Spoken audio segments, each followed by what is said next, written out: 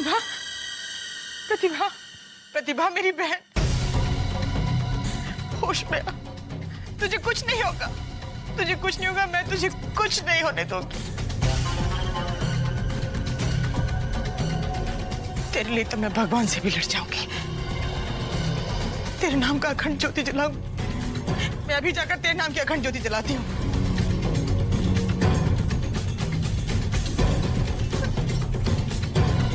हरिकरण, देख तो सही बेटा, डॉक्टर क्यों नहीं आया?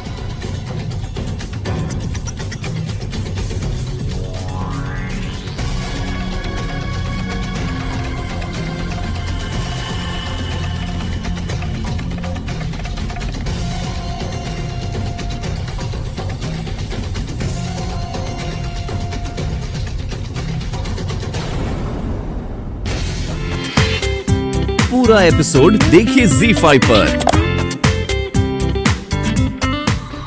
मैं बांधू अपनी प्यारी बहन के सर पर पट्टी?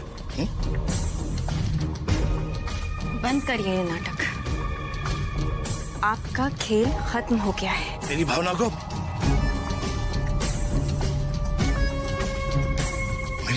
क्यों नहीं समझती तुम आभा?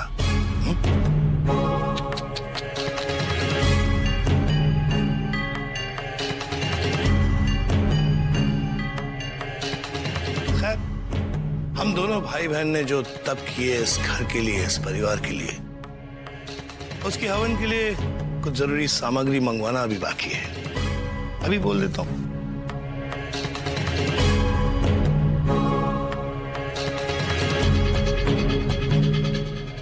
हाँ निखिल बेटा, रंजीत बोल रहा हूं। मेरी बात ध्यान से सुनो। वो जो वीडियो है ना तुम्हारे पास, तुम्हारा और कनिका का, अगर 10 मिनट में मैंने तुम्हें फोन नहीं किया, वो वीडियो तुम इंटरनेट पर डाल देना।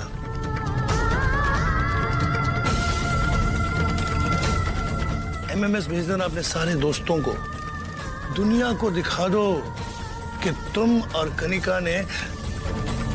कितने घटिया किस्म के आदमी हैं आप, अपनी बेटी जैसी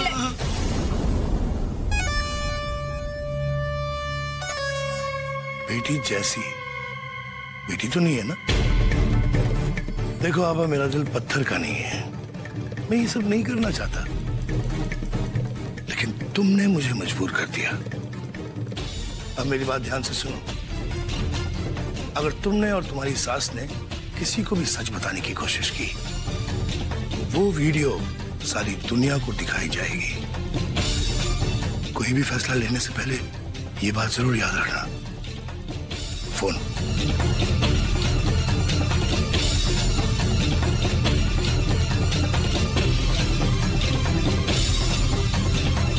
मुझसे जीतना इतना आसान नहीं होगा आभा तुझे। नॉट बैड मासी जी।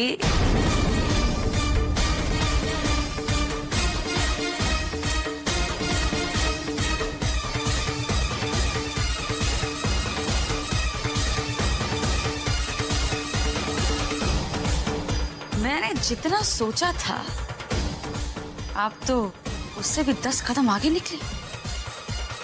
बहुत बड़ी खिलाड़ी हैं आप। क्या बात है। अरे क्या कह रही हो बड़ी बहू? मैं तो...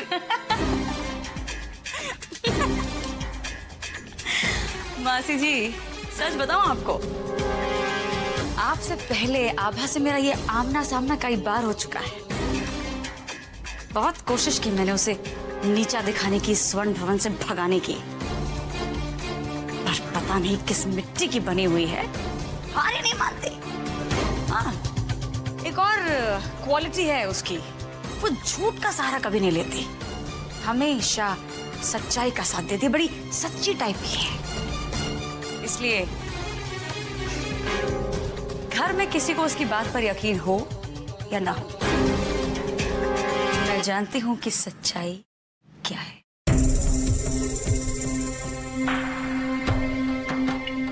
तुम आज तक आभा से जीत नहीं पाई ना?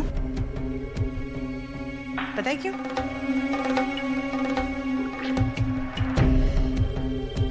क्योंकि किसी भी खेल में देर तक डटे रहने के लिए एक मजबूत खिलाड़ी का साथ होना बहुत जरूरी है। तुम समझ रही हो ना मैं क्या कह रही हूं? समझ तो रही हूं, आपकी बात मान भी लेती हूँ, फिर भी आभा को इस घर से निकालना इतना आसान नहीं है।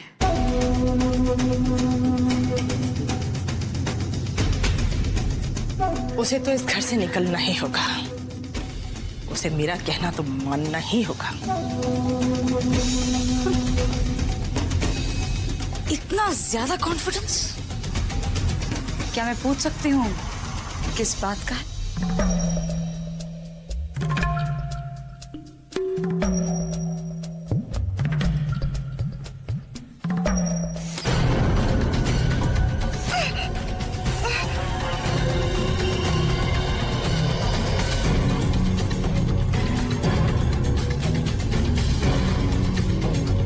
इतना दर्द जो सहा है मैंने।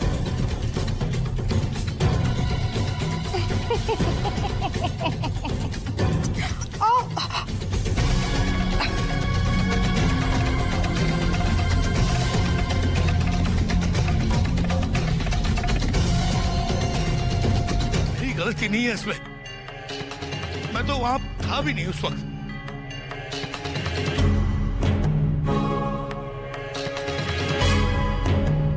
और जब मैं प्रतिभा की रिहाई के बारे में पूछने गया था जेल में, तो उन लोगों ने बताया कि उसने खुदकुशी कर ली, और चूंकि उसके घर से कोई पार्थिव शरीर लेने नहीं आया तो उन्होंने ही अंतिम संस्कार कर दिया था। मैं सच कह रहा हूँ जीजा जी, मेरा यकीन मानिए, मुझे नहीं मालूम कि प्रतिभा की हालत कैसी हुई। और अगर मुझे मालूम होता तो सबसे पहले मैं प्रतिभा को इस घर में वापस ले आता।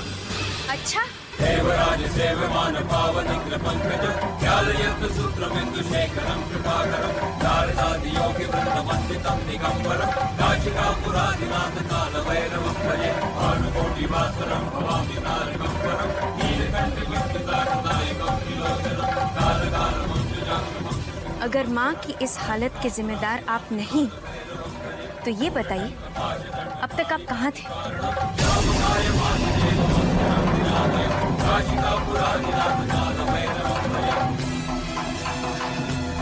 वो मैं बेटा वो बताइए मामा जी, कहाँ थे आप?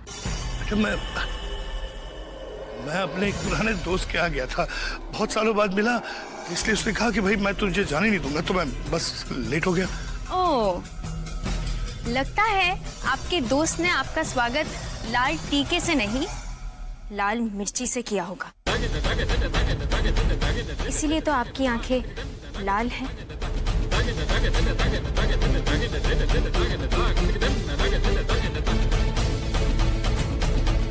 वो बेटे वो मेरी आंखों में कचरा चला। बस करिए मामा जी, बहुत खिलवाड़ कर चुके आप हमारे साथ, हमारे परिवार के साथ। आज आपके जवाब खत्म हो जाएंगे, पर हमारे सवाल खत्म नहीं होंगे। माँ ने हमें आपके हर एक करतूत के बारे में बता दिया है।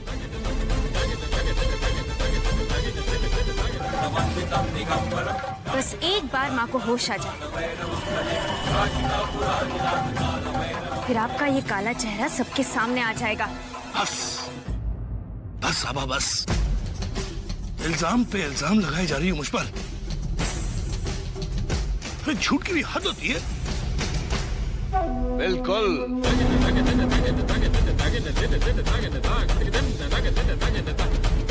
बिल्कुल सही कहा तुमने रंजीत, झूठ की भी हद होती है। हमें यकीन था कि तुम अपना झूठ कबूल नहीं करोगे, क्योंकि कोई सबूत नहीं, इसलिए हम तुम्हारे पापों का सबूत साथ में लेकर आए।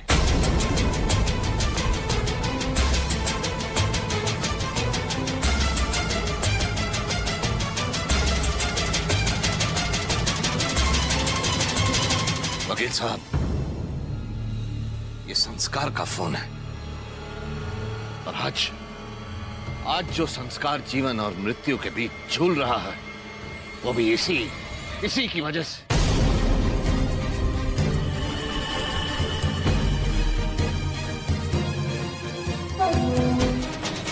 जी मुझे माफ कर दीजिए, मैं मैं मानता हूँ कि दौलत की लालच में मैंने यशोधरा की शादी आपसे की।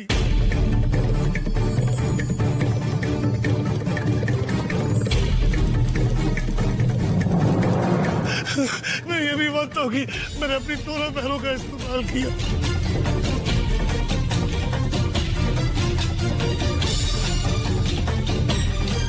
लेकिन मैं सच कह रहा हूँ, मैं सच कह रहा हूँ जीजा जी, प्रतिभा के अतीत के बारे में मैं कुछ नहीं जानता। मेरा कुछ संबंध नहीं प्रतिभा के अतीत से। सच कह रहा हूँ मैं सच कह रहा हूँ। मैं प्रतिभा के बारे में कुछ नहीं जानता। मैं नहीं जानता उसके बारे में। सच कह रहा हूँ यशोधरा।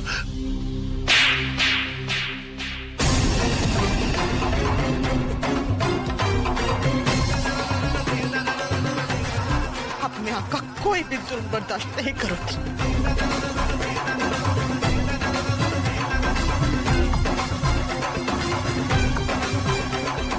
आज मुझे पता चला कि प्रतिभा की तो कोई गलती ही नहीं थी,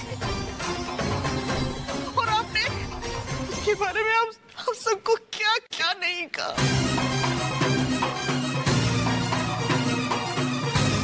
अरे कैसे भाई आप, कैसे भाई आप? अगर मैं आपकी जगह होती तो अपनी बहन के सारे दुख अपने सर ले लेती, उसकी सजा अपने सर ले लेती, ताकि वो अपने परिवार के साथ सुखी से तो रह पाती। वाह मासी जी वाह। देवराज सेव्यमान पावन पंकजं ज्ञालयन्त सूत्रमिन्दु शेखरं कृपाकरं नारदादि योगी वृन्दवन्दितं दिगम्बरं काचिकापुरादि। कमाल करती हैं आप। गिरगिट ने भी रंग बदलना आप ही से सीखा होगा। जब आपको लगा कि मामा जी का झूठ पकड़ा गया है तो खुद को बचाने के लिए आप भी हमारा साथ देने लगी। ऐसा नहीं है आबा, इनके खिलाफ आवाज उठाने की हिम्मत नहीं थी मुझ में। चुपचाप सब बर्दाश्त करती रही, सिर्फ इस घर की इज्जत।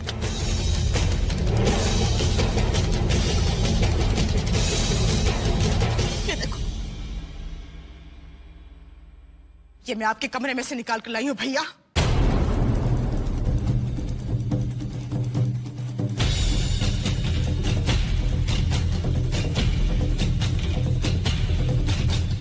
आप जानते हैं इसमें क्या है? इसमें कनिका की वो तस्वीरें हैं जो जी, मैं तो शब्दों में भी नहीं कह सकती।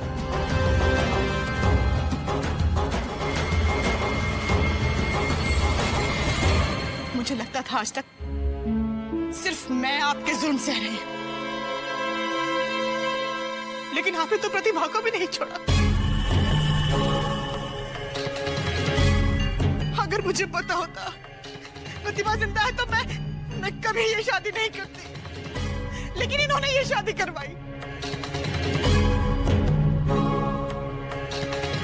शादी के बाद मुझे इनकी असलियत पता चली कि ये मेरे जरिए इस जायदाद को हासिल करना चाहते हैं। मैंने मना किया तो मुझ पे अत्याचार किए, जुल्म किए, मुझे धमकी दी कि करेंगे कि जिंदगी बर्बाद कर देंगे।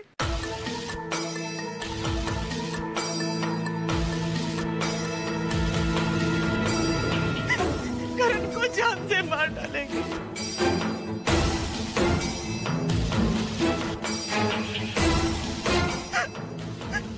मैं क्या करती? चुप रहने के सिवा मेरे पास कोई रास्ता नहीं था। मैं क्या करती? Oh my God! हाँ देखा, इतना गहरा घाव।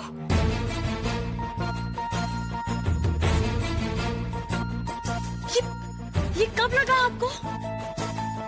कहीं तब तो नहीं जब मामा जी आपको धमका रहे थे और मैंने बाहर से सुन लिया था? और मेरे पूछने पर आपने बात बदल दी थी और मुझसे कहा कि चूड़ी टूटने से लगा है। आपने मुझे पहले क्यों नहीं बताया?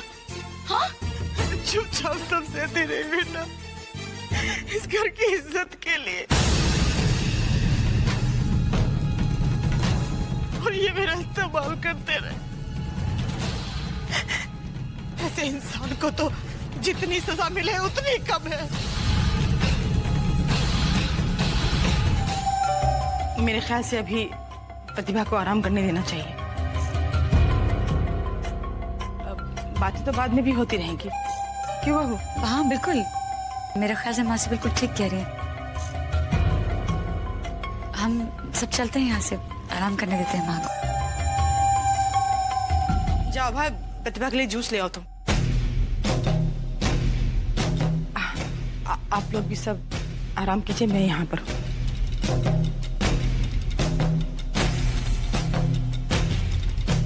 मैं यहाँ बैठी हूँ, तुम जाओ।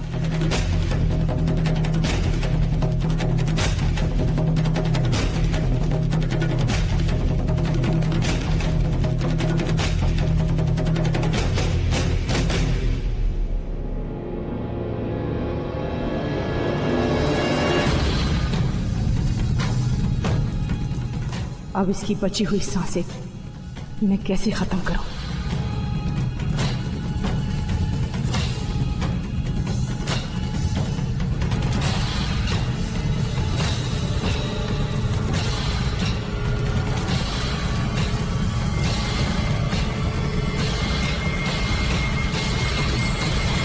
मासी,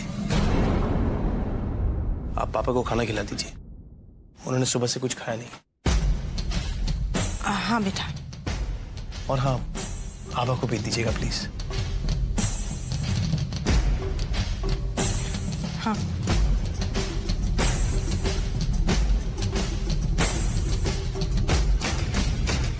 ठाकुर साहब, उस दिन रंजीत को लेकर मैं आपकी बात मान नहीं पाया।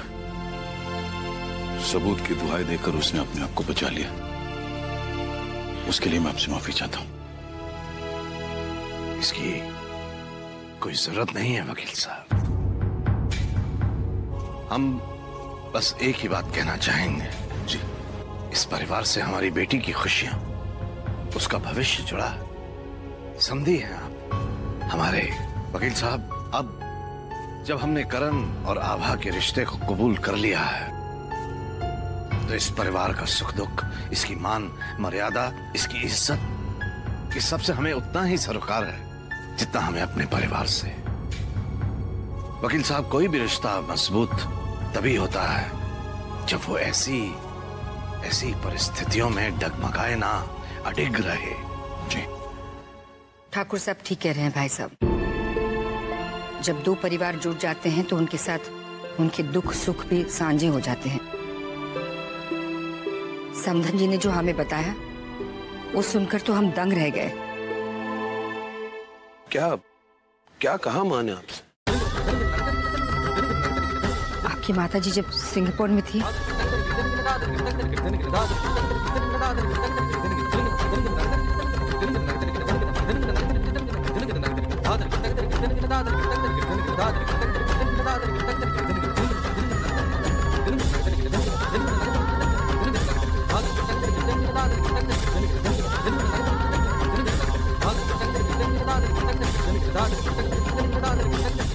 इतना सब कुछ सहना पड़ा प्रतिभा को, और यहाँ आने के बाद भी वो अपने परिवार से मिलने को तरसती रही। उन्होंने शायद हमें इतना ही बताया, न जाने और क्या क्या सहना पड़ा है उन्हें। अब तो प्रतिभा को होश में आने के बाद ही सब कुछ मालूम पड़ेगा। मामा ने जो किया है उसकी सजा तो उसे भुगतनी ही होगी। हाँ बेटा, हम भी यही चाहेंगे कि इस सब से जुड़े हर उस इंसान को उसके पापों की सजा मिलनी चाहिए। आप ठीक कह रहे हैं ठाकुर साहब।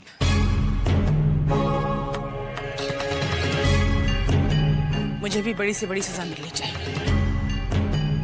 धोखे और दबाव में सही, लेकिन गलती तो मुझसे भी हुई। मेरा विश्वास कीजिए, अगर भैया ने जोर नहीं दिया होता तो मैं ये शादी कभी नहीं करती।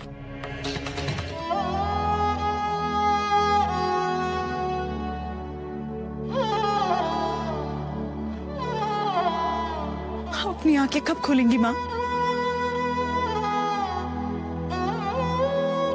बहुत जल्द करेगा। डॉक्टर ने कहा है कि माँ जितना आराम करेगी उतनी जल्दी ठीक हो जाएंगी। रोना बंद करो।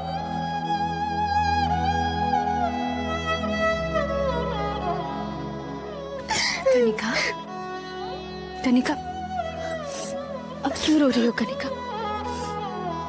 माँ तो आ गई है ना, सब ठीक हो जाएगा। जब माँ ये घर छोड़कर गई थी तो मैं बहुत छोटी थी। हमेशा माँ की तस्वीर लेकर उससे बातें किया करती थी, अपना चेहरा उनके चेहरे से मिलाया करती थी। मैं सोचती थी कि मेरी आंखें उन पे गई हैं। मेरी बात कितनी बातें किया करती थी कि माँ की तस्वीर से मैं। और आज जब माँ मेरे सामने है तो मैं कुछ भी नहीं कह पा रही इनसे। कनिका चिंता मत करो, अब माँ मिल गई है ना, हम इन्हें कहीं नहीं जाने देंगे। जैसे माँ अपने बच्चों का ख्याल रखती है ना, उसी तरह हम भी माँ का ख्याल रखेंगे। ठीक हो जाएगी। निकालना तो उस आभा को होगा इस घर से, वरना हमेशा की तरह सबकी चहेती बनकर मेरा पत्ता काट ही देगी। अरे अब इन्होंने ये सब क्यों मंगवाया है? खैर मंगवाया है तो ला देती हूँ, क्योंकि आभा को निकालने में अगर कोई मेरी मदद कर सकता है तो वो सिर्फ मासी ही है। कहाँ जा रही हो? अब वो मासी ने कुछ सामान मंगवाया है, वही देने जा रही। अच्छा, क्या सामान मंगवाया? गोंद वाली पंजरी बना रही है वो माँ के लिए, उसी के लिए कुछ सामान मंगवाया है। बेचारी कितना कुछ सह चुकी है और उसके बावजूद कितना कर रही है इस घर के लिए। अच्छा शैली, मुझे एक बात नहीं समझ में आ रही। तुम्हें अचानक से मासी जी की तरफ इतना प्यार कहां से आ गया? अब तक तो उनके नाम से भी चिढ़ती थी तुम। विमल, वो जो मैंने अपने कानों से सुना था, मैंने बताया था ना विमल आपको। जो भी है शैली, अब हमारी माँ घर पे आ गई और वही यहाँ रही। हाँ, अगर माँ के साथ मासी भी रहेगी तो क्या हर्ज है?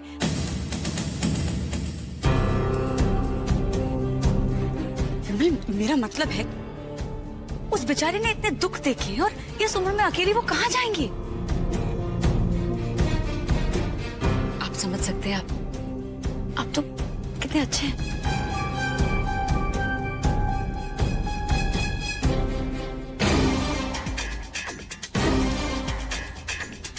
एक बार मासी की मदद से उस आभा को यहाँ से निकाल दूं, उसके बाद मैं उस मासी को भी यहाँ से दफा कर दूंगी और फिर स्वर्ण भवन पर सिर्फ मेरा राज होगा। तुम में और मुझ में यही फर्क है आभा, तुम्हें माँ प्यारी है और मुझे मनी। कितना गलत सोचा था मैंने प्रतिभा के बारे में। आभा ने हमेशा तुम्हें सच बताने की कोशिश की और मैं अपने ही प्रतिभा पर विश्वास खो बैठा, उसी पर शक कर बैठा। अम्मा, बस एक बार प्रतिभा को होश आ जाए, मैं अपनी गलती स्वीकार लूंगा और उससे माफी भी मांग लूंगा। गुनाहगार तो हम सभी हैं उसके। मैंने भी भैया की बातों मनाकर उस पर शक किया।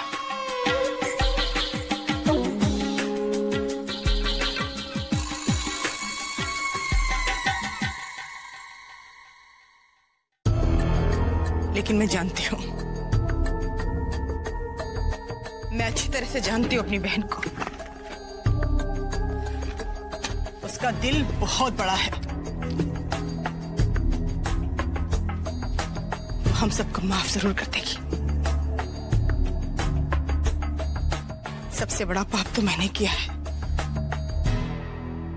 आपसे शादी कर बैठी।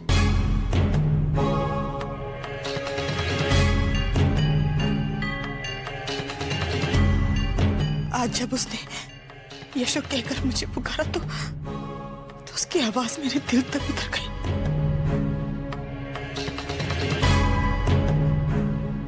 दिल तो बहुत करता है कि यहाँ रहकर उसकी सेवा करूं, लेकिन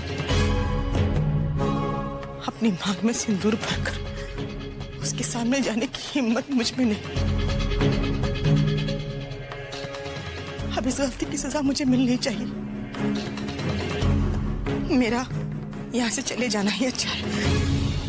यशोधरा, जो भी हुआ हालात के चलते हुआ है। तुम उसकी बहन हो। वैसे ही मैंने प्रतिभा के साथ जाने अनजाने में बहुत अन्याय किया। मैं तुम्हें इस घर से निकालकर तुम्हें बेसहारा करके फिर से गलती नहीं करना चाहता।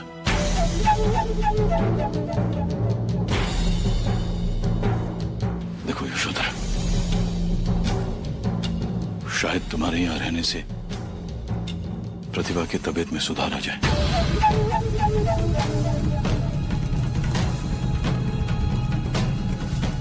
कम से कम उसके लिए रुक जाओ।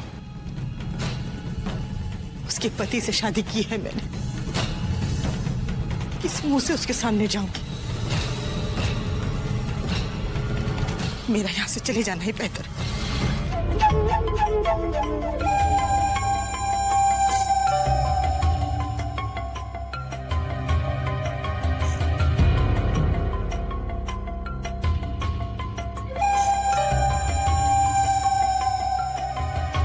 पता नहीं बेटा,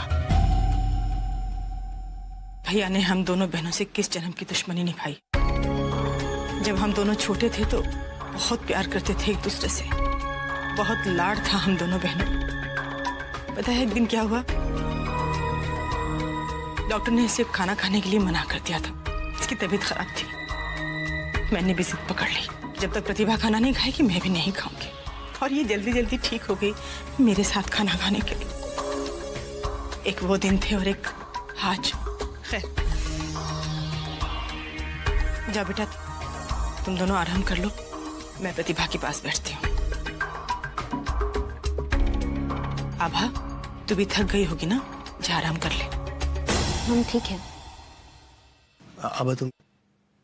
नहीं करण, हम बिल्कुल नहीं थके मासी, पर आपके चेहरे से लग रहा है कि आप बहुत थक गए। इतना जो कुछ हुआ आपके साथ, हमसे ज्यादा आराम की जरूरत आपको है। नहीं बेटा, मेरी आंखों में नींद तब तक नहीं आएगी जब तक मैं प्रतिभा को वैसे नहीं देख लेती जैसे मैं देखना चाहती हूँ।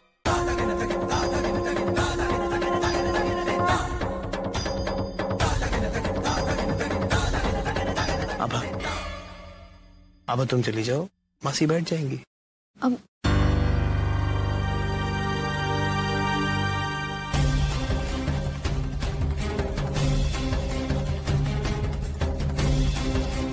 देखिए ना करण, माँ ने किस तरह हमारा हाथ पकड़ा हुआ है। हम जाएंगे तो माँ उठ जाएंगी।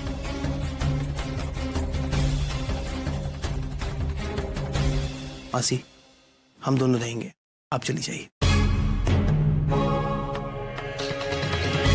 हाँ बेटा, जैसे तुम्हारी मर्जी। माँ के पास बैठना है, पूरी रात जागना है। ये चाय मैं अपनी लाई थी, तुम लोग पी लो।